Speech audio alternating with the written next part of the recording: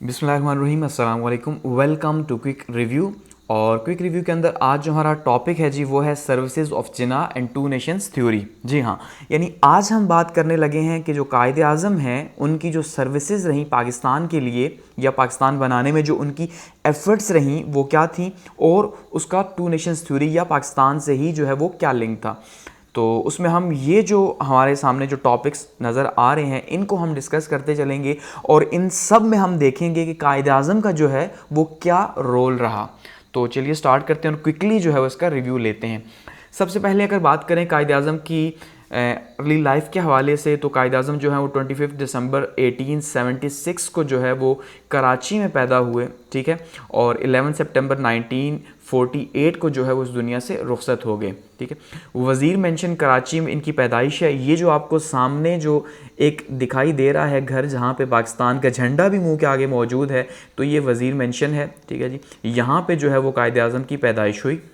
उसके बाद उन्होंने जो अपनी हायर एजुकेशन है वो कंप्लीट की जी। बैरिस्ट्री की जो एजुकेशन है लिंकन इन्स लंदन से, ठीक है, जो कि उस ज़माने में हर कोई जो है जो लॉ पढ़ता था और जो बैरिस्टर बनना चाहता था तो वो यूके जाता और वहाँ से जो है वो अपनी एजुकेशन को जो है वो हासिल करता। तो उसके बाद जब वापस आए लंदन से, तो उसके बाद जो है बॉम्बे हाई कोर्ट के अंदर जो है इन्होंने प्रैक्टिस स्टार्ट की, और स्टार्ट में जो है ये हिंदू मुस्लिम यूनिटी जो है उसके जो इत्तेहाद है उस इत्तेहाद के बहुत ज़्यादा हामी थे। यानी कि ये हिंदुओं और मुसलमानों को जो है वो एक साथ मिलकर स्ट्रगल करने पे जो है इन्होंने बहुत ज़्यादा कोशिश की, और इनकी सारी की सारी कोशिश यही रही कि मुसलमान और हिंदू एक साथ जो है वो आगे बढ़ें। अब आगे बढ़ते हैं। अब अगर बात की जाए सर्विसेज ऑफ जिना की, कि जो कायदे आज़म की जो सर्विसेज रहीं तो वो क्या रहीं, तो सबसे इंपॉर्टेंट चीज़ ये है कि देखिए कायदे आज़म एक ग्रेट लीडर थे, एक ऐसे लीडर थे कि जो है वो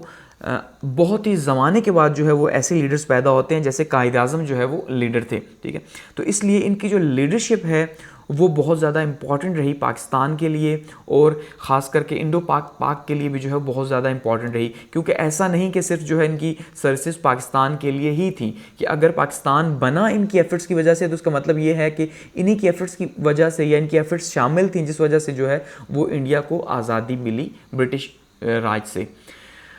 तो लीडरशिप इनकी जो है वो बहुत शानदार रही। उसमें सबसे इम्पॉर्टेंट चीज़ क्या थी कि इन्होंने जो आगाज़ किया, यानी अपने जो इनकी पॉलिटिकल लाइफ थी, पॉलिटिकल लाइफ का जो आगाज़ किया वो कांग्रेस से किया। अब कांग्रेस 1906 के अंदर जो है इन्होंने कांग्रेस को ज्वाइन किया, और जिस टाइम पे इन्होंने कांग्रेस को ज्वाइन किया, क्यों ज्वाइन किया, अगर इसका हम आंसर लेने की कोशिश करें तो हमें यह हैरत होगी कि कायदे आज़म उस टाइम पे कांग्रेस को ही जो है वो निजात दहिंदा समझते थे, क्योंकि कायदे आज़म कॉलोनलिज्म से बहुत ज़्यादा तंग थे, और ये बहुत ज़्यादा अगेंस्ट थे कायदे आज़म इसके कि भाई ये जो दूसरी कौमों के ऊपर जो है वो यूके जा के कब्ज़ा कर रहा था और वहाँ पे उसने अपनी गवर्नमेंट बनाई हुई थी। तो ऐसे में कायदे आज़म ये समझते थे कि अब अंग्रेज़ों को अगर इस मुल्क से निकालना है तो उसके लिए हमें जो पॉलिटिकल वे है वो यूज़ करना पड़ेगा। उसमें कांग्रेस ही इतनी पावरफुल है, क्योंकि उस टाइम पे थी ही कांग्रेस, ठीक है, तो कांग्रेस ही इतनी पावरफुल है जो कि ये काम कर सकती है। और दूसरा, कायदे आज़म बहुत ज़्यादा मुतासिर थे किससे जी, जो हिंदू लीडर्स थे उनकी सोच से, ख़ास करके गोखले माना जाता है कायदे आज़म उनसे बहुत ज़्यादा या उनके थॉट्स से बहुत ज़्यादा मुतासिर थे। तो उन्होंने जो अपना यानी प्रैक्टिकल जो लाइफ का आगाज़ है पॉलिटिकली वो किया जी कांग्रेस के प्लेटफॉर्म से। और उसके बाद अगर हम बात करें कांग्रेस के प्लेटफॉर्म के बाद, फिर जब मुस्लिम लीग जो है 1906 के अंदर बन गई, तो फिर जो है मुस्लिम लीग और कांग्रेस को एक साथ लाने में, यानी कि एक साइड पे मुस्लिम लीग है और दूसरी साइड पे कांग्रेस है, तो क्योंकि तब कांग्रेस के मेंबर थे तो इनकी कोशिश ये थी कि मुस्लिम लीग और कांग्रेस को एक साथ जो है वो जोड़ा जाए। इसी वजह से जो है लखनऊ पैक्ट जो है सबसे पहला जो है इनका मेन रोल जहाँ पे हमें देखने को मिलता है 1916 के अंदर, कि 1916 में लखनऊ पैक्ट जो हुआ या लखनऊ का जो वायदा हुआ उसमें कायदे आज़म ने बहुत ही इंपॉर्टेंट रोल प्ले किया, यानी बहुत ख़ास रोल प्ले किया। कि एक साइड पे कांग्रेस है या एक साइड पे हिंदूज़ हैं, दूसरी साइड पे मुसलमान हैं। अब कांग्रेस में भी हिंदू थे इसलिए सेपरेटली कहना ये मुश्किल है। तो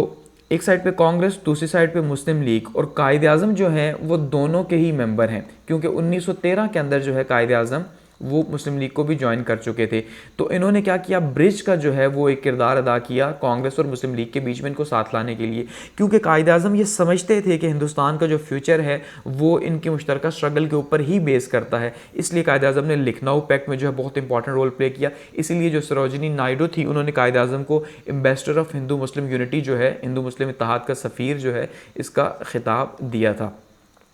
उसके बाद डेली प्रपोजल्स जो हैं उसमें जिन्ना ने अपना रोल प्ले किया और उन्हें बताया कि भाई अगर आप हिंदुस्तान का फ्यूचर देख रहे हो या कॉन्स्टिट्यूशन जो है वो देख रहे हो तो उसमें बहुत ज़्यादा ज़रूरी है कि आप मुसलमानों को भी जो है या उनकी टर्म्स को भी शामिल करें। नेहरू रिपोर्ट के जवाब में जब 1928 में नेहरू रिपोर्ट जो आई, ठीक है, जिसमें बहुत ही ज़्यादा हमने देखा कि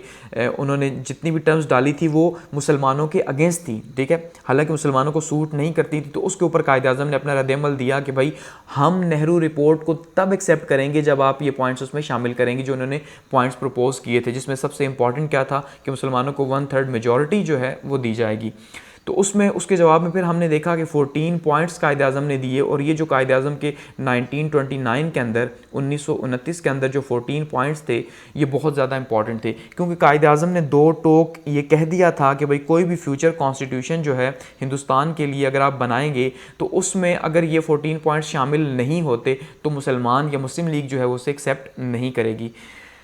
उसके बाद हमने देखा कि लाहौर रेजोल्यूशन जो है उसमें कायदे आज़म ने फिर दोबारा से अपनी बात दोहराई कि भाई मुसलमानों का जो मामला है, ये जो सिलसिला है कि भाई मुसलमान आप ये कहते हो कि हिंदुस्तानी हैं, तो ऐसा हरगिज़ नहीं, हिंदुस्तानी ज़रूर हैं लेकिन ये एक अलग कौम है, और हिंदुस्तान के अंदर एक नहीं बहुत सी कौमें रहती हैं जिनमें दो बड़ी कौमें, एक हिंदू एक मुसलमान है। इसलिए आप जो मुसलमानों के एरियाज़ हैं, जो मुस्लिम मेजॉरिटी एरियाज़ हैं, उनको जो है वो अलग स्टेट बनाए। तो ये यहाँ पर इन्होंने बहुत ही इंपॉर्टेंट रोल प्ले किया जो इनका प्रेसिडेंशियल एड्रेस था उसके अंदर। क्रिप्स मिशन ने फिर देखा हमने जिन्ना ने जो है वो 1942 के अंदर अपना रोल प्ले किया और इसे रिजेक्ट किया। उसके बाद जब गांधी जिन्ना टॉक्स हुई कि गांधी जो है वो इस बात पे अड़े रहे कि भाई कायदे आज़म को इस बात पे मनाएं कि वो हिंदुस्तान की तकसीम जो है इसको न चाहें या इसकी हिंदुस्तान की तकसीम को रोक दें, क्योंकि जो इन्होंने स्लोगन लगाया हुआ है, लेकिन कायदे आज़म अपनी बात पे अड़े रहे और उन्होंने कहा ऐसा हरगिज़ नहीं हो सकता कि अब मुसलमानों का जो है वो मुस्तकबिल इसी में है कि वो सेपरेट हो जाएँ। उसके बाद हमने देखा शिमला कॉन्फ्रेंस 1945 में जो कायदे आज़म का एक शानदार किस्म का जो है वो स्टैंड था, और वो स्टैंड क्या था कि वो एक सीट के ऊपर स्टैंड था कि भाई सब ने ये कहा कि एक सीट ही की तो बात है कि अगर 5 सीट्स जो हैं वो ये कह रहे हैं कि भाई 5 सीट्स जो हैं आप मुस्लिम लीग की हैं, जिसमें से 4 मुस्लिम लीग और एक जो है वो हो तो मुसलमान लेकिन गैर मुस्लिम लीगी हो तो मान लें, लेकिन कायदे आज़म इस बात के ऊपर नहीं माने। क्यों नहीं माने? कि कायदे आज़म को पता था कि अगर वो आज इस बात के ऊपर मानते हैं कि कोई और जमात भी है, कोई और पार्टी भी है जो कि मुसलमानों को जो है वो रिप्रेजेंट करती है हिंदुस्तान के अंदर, तो कल को उन्हें जो है फिर इस दावे से ही पीछे हटना पड़ेगा कि भाई हमें पाकिस्तान चाहिए। क्योंकि अगर वो कल को ये कहेंगे हमें पाकिस्तान चाहिए तो यही कांग्रेस या दूसरी पार्टीज़ क्या कहेंगी कि भाई आप कैसे पाकिस्तान मांग रहे हैं जबकि आप तो 100% मुसलमानों को रिप्रेजेंट ही नहीं करते। तो कायदे आज़म अपनी बात पर अड़े रहे और उन्होंने कहा नहीं भाई 100% मुसलमानों को मुस्लिम लीग ही जो है वो रिप्रेजेंट करती है और मुस्लिम लीग ये चाहती है कि भाई हम जो है वो सेपरेट एक होमलैंड लें। तो इनका बहुत ज़बरदस्त स्टैंड था। फिर कैबिनेट मिशन आया जिसको कायदे आज़म ने एक्सेप्ट किया अपनी बसीरत के साथ, ठीक है। उसके बाद हमने देखा जी इलेक्शंस 1945 ये पहले इलेक्शंस हुए और उसके बाद जो है वो कैबिनेट मिशन प्लान आया। फिर 3 जून जो है 3 जून प्लान जो आया उसको भी कायदे आज़म ने एक्सेप्ट किया कि भाई ठीक है हम इसको एक्सेप्ट करते हैं और इसके अकॉर्डिंगली आप हिंदुस्तान को तकसीम कर दें, ठीक है। अब अगर बात करें जिन्ना की जो सर्विसेज हैं वो पाकिस्तान बनने के बाद भी जो है जब तक कायदे आज़म मोहम्मद अली जिन्ना ज़िंदा रहे तो उन्होंने जो है बहुत इंपॉर्टेंट रोल प्ले किया पाकिस्तान को या एक नई स्टेट को जो है अपने पाँव पे खड़ा करने के लिए, जिसमें सबसे पहले सेटलमेंट ऑफ रिफ्यूजीज़ हैं कि जो मुहाजिरीन का मसला था वो बहुत बड़ा था कि 65 लाख के करीब जो है वो लोग यहाँ पर माइग्रेट करके आए। तो उसमें कायदे आज़म जब लाहौर आए तो उन्होंने मुहाजिरीन से और वहाँ के लोगों से खिताब किया कि अब ये जो लोग माइग्रेशन करके आ रहे हैं ये तकलीफ़ में है, ये मुश्किल में है, ये हमारे लोग हैं और अब हमें मिल के जो है इन्हें यहाँ सेटल करना है। उसके बाद गवर्नमेंट सर्वेंट्स जो हैं उनको जो है उन्होंने यहाँ पे स्पीच की कि भाई आप जो है अब आवाम के खादिम हैं, आप आवाम के ग़ुलाम हैं, आप आवाम के हाकिम नहीं, इसलिए अपने दरवाजे हर टाइम जो है वो खुले रखें आवाम के लिए, ठीक है। इसी तरह प्रोविजनलिज्म के ऊपर या रेसिज्म के ऊपर जो है उन्होंने बात की कि भाई अब आपको सूबाई और नस्ली तासुब से जो है वो बाहर आना है और जो है मिल के पाकिस्तान के लिए काम करना है। और पाकिस्तान की इकॉनमी के जो बेसिक फंडामेंटल्स थे उनको भी बताया कि भाई हमारा जो इकनॉमिक सिस्टम है वो किसके ऊपर बेस करेगा, वो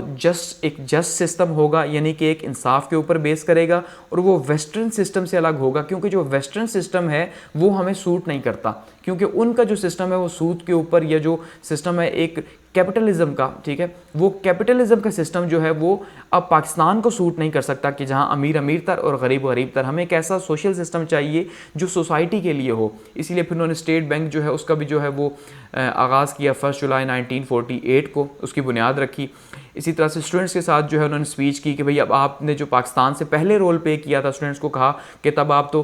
पॉलिटिक्स के अंदर या सियासत के अंदर आपने हिस्सा लिया, लेकिन अब जब पाकिस्तान बन चुका है तो अब आपका काम जो है वो पूरे का पूरा जो है वो अपनी तालीम के ऊपर होना चाहिए, ना कि सियासत के ऊपर।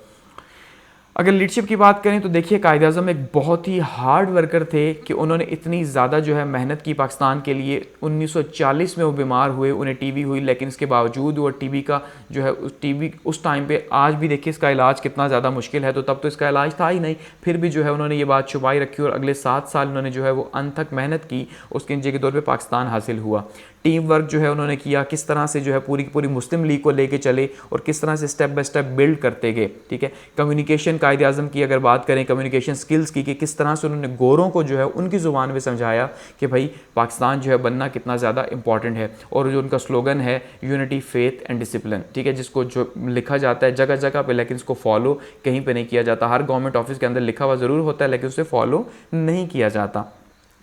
अगर टू नेशंस थ्योरी में कायद-ए-आज़म के रोल की बात करें तो देखिए कायद-ए-आज़म का रोल दो बहुत ही यानी कि स्प्लिट हमें दो जगहों पे नज़र आएगा। वो कैसे स्प्लिट नज़र आएगा कि एक तो जिन्ना का जो रोल था वो 1935 से पहले था और दूसरा 1935 के बाद था। अब देखिए 1935 से पहले और बाद में क्या डिफरेंस है। 1935 से पहले माना जाता है कायद-ए-आज़म एक लिबरल थे,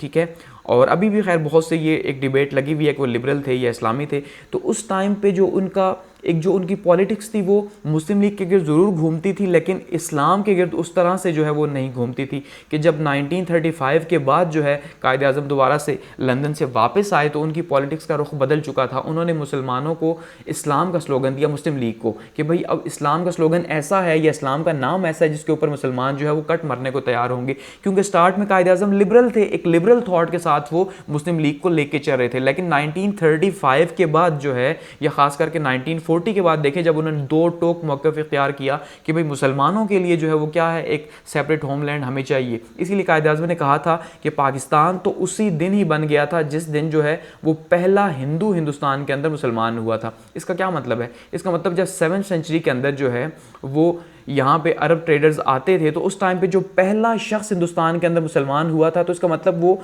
एक अलग शख्स था, उसने एक अलग कौम की बुनियाद रख दी थी जिसके रस्म व रिवाज, हर चीज़, कल्चर, हर चीज़ डिफरेंट था। तो ये कायद-ए-आज़म कहना चाह रहे थे कि भाई पाकिस्तान तो उसी दिन वजूद में आ गया था जब पहला हिंदू मुसलमान हुआ था। तो इसका मतलब क्या है? इसका मतलब ये था कि वो बिल्कुल जो है वो पहले लिबरल थे, तो उसके बाद जो है उन्होंने इस्लामिक अप्रोच अपनाई और इस्लामिक अप्रोच के थ्रू जो है उन्होंने पाकिस्तान को हासिल किया। तो अब ये जो डिबेट है वो अभी भी फ़िलहाल आप देखते हैं कि हर रोज़ ही आपको देखने को मिलती है कि कुछ लोग कहते हैं कायद-ए-आज़म लिबरल पाकिस्तान की बुनियाद रखना चाहते थे, वो ख़ुद लिबरल थे इसलिए वो लिबरल की बुनियाद रखना चाहते थे। कुछ कहते हैं नहीं जी वो तो बहुत ज़्यादा इस्लामी थे और वो इस्लामी पाकिस्तान की बुनियाद रखना चाहते थे कि अगर वो लिबरल ही रखते तो फिर तो हम मुश्तरका हिंदुस्तान के अंदर भी या उनके साथ भी रह सकते थे, लेकिन उन्होंने ऐसा नहीं चाहा। तो खैर ये एक डिबेट है, अब हर एक इसके ऊपर अपनी राय जो है वो मौजूद है। तो ये कायद-ए-आज़म की जो है वो सर्विसेज रहीं पाकिस्तान के लिए, और टू नेशंस थ्योरी में इनका बहुत इंपॉर्टेंट रोल रहा कि टू नेशंस थ्योरी को जो बिल्ड करने वाले थे वो कायद-ए-आज़म ही थे। कि अगर सर सैयद जो है उन्होंने